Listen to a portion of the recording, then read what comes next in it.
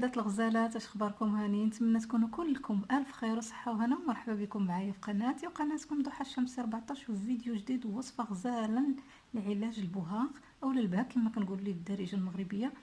فيها جوج المكونات ولكن المفعول ديالهم غزال. فيها الصابون البلدي 2 معالق كبار، ومعلقه كبيره ديال الطين الاحمر.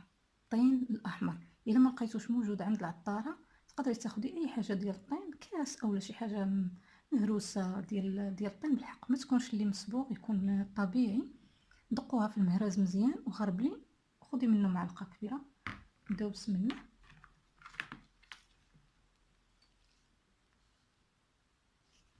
عندي 2 معالق.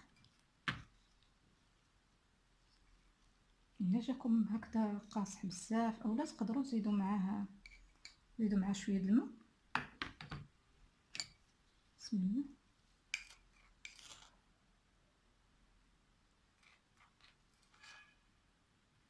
كنا 2 معالق ديال الصابون البلدي ومعلقه كبيره ديال الطين الاحمر.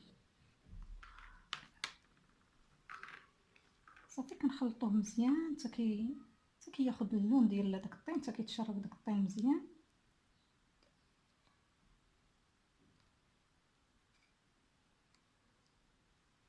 كما قلت لكم الا جاكم هكذا قاصح تقدروا تزيدوا معاه غير 1 القطيرات ديال الماء باش يعاونكم. كما شفتوا الوريدات هو خلطته مزيان. كتاخذوا منه وكدهنوا به البلايص اللي فيهم البهاك الصافي، تعمروا عليهم مزيان، تلبسوا بيجامه تكون قديمه وتنعسوا به حتى الغد مع الصباح، تشلوه وتعاودوا نفس العمليه واحد السيمانه. النهار الاخر اللي كتكونوا كملتوا داك الاسبوع تكونوا باغيين تمشيو للحمام البلدي، كتاخدي منه وكدهني هذيك الساعه، داك كدهني اليدات ديالك كامله، عاد تمشي للحمام، تلبسي بيجامتك ثاني ديك اللي قديمه وتمشي به للحمام، تكسو به هذيك الوقيته اللي حتى يتفتحوا شويه المسام، تشليه وتحكي، كيخرج كلشي الجلد الميت وكيدي معاه حتى هذاك ليطاش هذوك البهاك، وكيدي معاه حتى ليطاش اللي كيكونوا قدامين في الجلد. كتخرج البشره نقيه وصافيه واللون ديالها متوحد.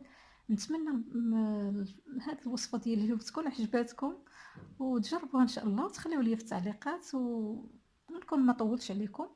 خليت لكم الهنا والراحه وكل حاجه زوينه، وتهلاو بعضياتكم وتهلاو في راسكم، وكونوا ديما وريدات غزالات زوينات. والسلام عليكم ورحمه الله تعالى وبركاته.